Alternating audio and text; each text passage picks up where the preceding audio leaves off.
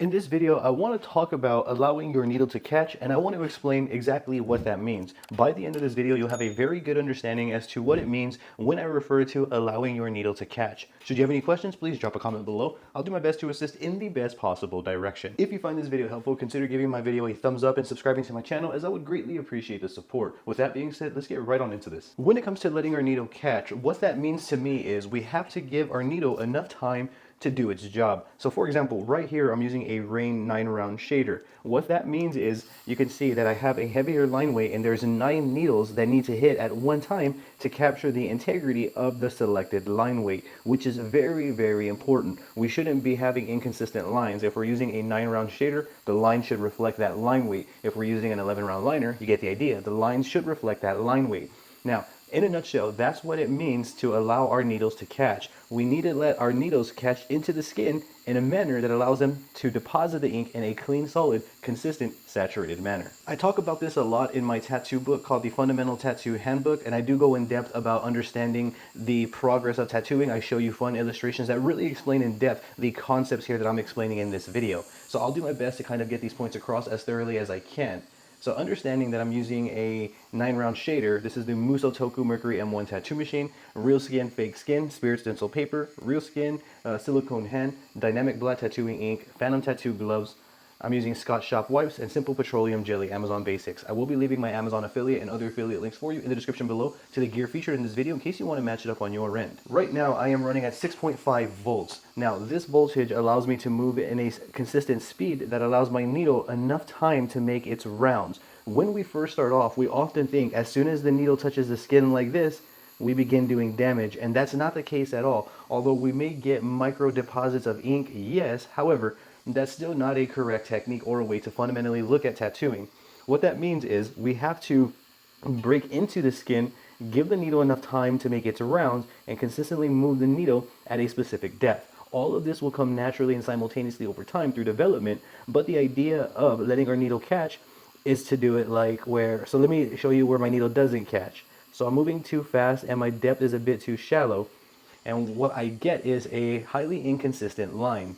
If I go ahead and apply some ointment and wipe away, you can see that there is some mild saturation. However, if I were to apply the entire tattoo like this thing is going to fade. It's all probably going to fall out, and every single line is going to look inconsistent from the next line just because of the unpredictability in my approach. So if I do this again, my voltage is off. I'm not giving my needle any sort of time to do anything for me that's productive or conducive to my outcome.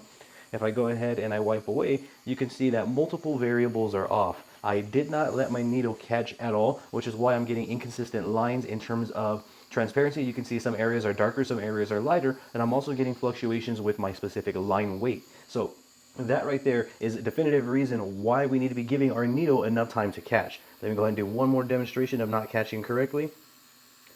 And not catching correctly could just simply mean that you're not letting your needle cycle enough or deep enough to do what it needs to do correctly. So if I wipe away, everything that we see here is what remains, and what remains is just a highly inconsistent piece of ink here all the way throughout. So it starts off thinner, this whole part's missing. We get a little bit more saturated, but still very, very light. We come over here, the line weight shifts, we get saturation, and then we lose it, it gets lighter, and then you can see we have like a faded. Overall, it just looks faded. This is not correct. This is not the way that we want to approach it. The technique is wrong, and I am not giving my needle enough time to do what it needs to do for me. When we give our needle enough time to sink into the skin here, then we start getting more consistent saturated results. More importantly, when we allow our needle to catch, then we start depositing in a consistent manner. So what I'm going, and again, I explain all of this in the Fundamental Tattoo Handbook. My approach is this: I'm going to get comfortable, identify my A to B, worry about my posture, my position. I want to angle my machine in a manner that allows all the needles to hit at one time. I don't want to tattoo this way is really weird, or this way where I can't see.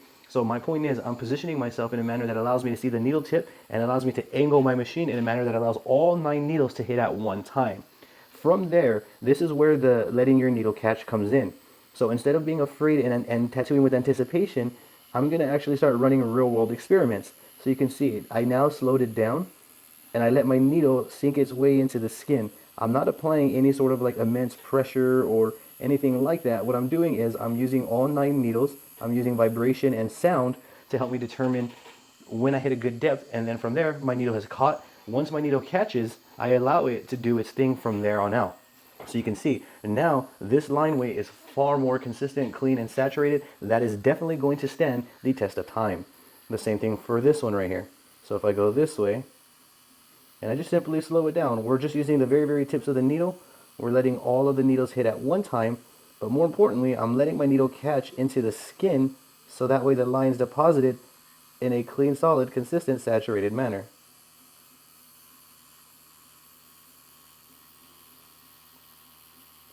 And this is what a proper technique would look like for my hand speed, for my voltage, and for my style. Let me go ahead and get a generous amount of ointment to kind of prove my point here that we are accomplishing optimal saturation, but also we're getting a consistent line all the way throughout. So this line right here was with a 9-round shader. These are done with a 7-round shader. However, the point would still stand. If I go ahead and do some more, you're going to see that every single line from here on out is going to neighbor the 9-round shader really well. So it's very important understanding that the needle needs to catch. That's not a bad thing. We're not scarred. Well, I mean, we can definitely scar, especially in the earlier days, which is why you should tattoo fake skin.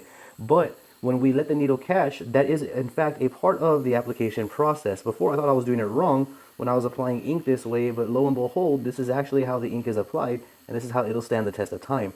Granted, if you're new to this and you're just starting out, you may be more prone to blowing out as you're getting acquainted with needle depth and all of that. However, you're going to see throughout time that you're going to naturally sharpen, and everything that you're doing gets smoother and smoother and smoother. As you can see, same thing. I'm letting my needle catch into the skin as I go. And a good way to know when your needle is catching is to do it like this. So if you're doing this, start off really light. Do it really light, just go really, really shallow, so that way you can see the results of what that is like. Okay, cool. So I went really light there. I still kept my hand speed pretty much the same. You can see we got a little bit more saturation, but that line is still highly inconsistent and it already looks faded, which is what we don't want. So if I go back and I allow my needle a little bit more time, but I let it catch, which means it goes to the correct depth. Once I keep it there, you're going to see that I'm depositing ink with all 9 needles, and every single line that I create neighbors one another well. There's not fluctuating line weights. Each one is just as consistent as the other. As you can see, each one is almost the same line weight. Again, these are 7-round shader, that's a 9, but the idea still stands. The point I'm proving here is still stands, that we must let our needles catch. This would apply to pretty much any needle. However, voltage is going to vary from artist to artist, technique. You get the idea, style, machine you're using, but the fundamental principle would still apply. You need to give your needles enough time to catch. If I don't, this is what we produce. We produce inconsistent results. So giving them enough time to make their rounds, to deposit the ink in a clean, consistent manner, is the pro-grade solution to inconsistent lines. Just like so. And then I would repeat that exact formula all the way throughout the tattoo until I'm done. Doesn't matter what needle size I am using. I know it may be a little scary at first. However, if we're practicing on fake skin and or my tattoo books, this gives us the environment to make these sort of mistakes. Allow me to show you here, and to conclude this video, I kind of want to explain this here. Allow me to show you one last time what not letting the needle catch looks like. So not letting your needle catch is like a combination of inadequate technique. Like we're either going to be moving too fast and we're going to be going too shallow, which creates results like this, as you can see. So if I were just to kind of repeat this sort of like shallow, non-realistic approach, because I'm assuming a tattoo needle does a certain thing, then I'm going to go ahead and get these results all the way throughout, as you can see. Now keep in mind, I mean, we're depositing ink, yes, but just not in a way that's readable cleanly to the human eye, and not in a way that'll stand the test of time. This will end up looking like scratches and just like some sort of like skin issue if it's not correct, especially if we're just doing lines and random things. There's nothing integral that's holding the design together. So what I'm saying is, when we do this, we must give our needles enough time to catch. And a good exercise would be to get a piece of fake skin, and what you're going to want to do is just simply do this.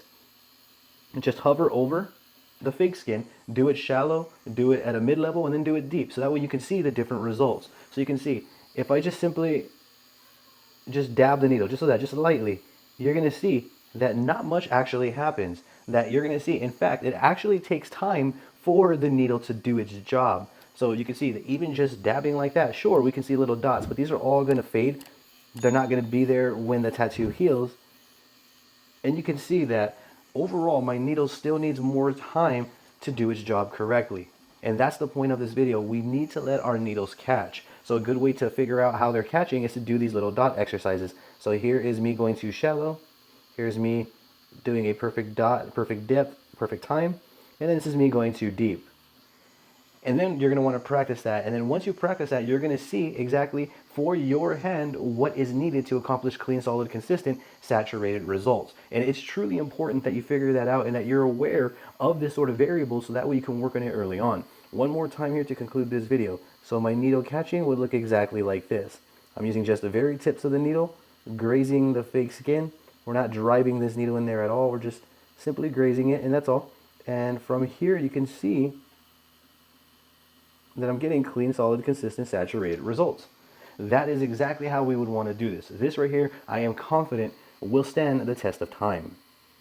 Now that'll be it for this video. I'll go ahead and conclude the video at this right here.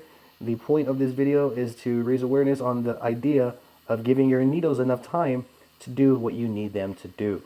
Should you have any questions at all, I encourage you to please drop a comment down below. I'll do my absolute best to assist you in the best possible direction. Hopefully I can make this cleanly here, and I did.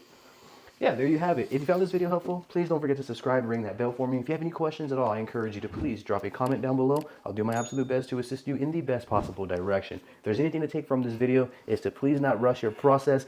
Give your needles enough time to do what they need to do.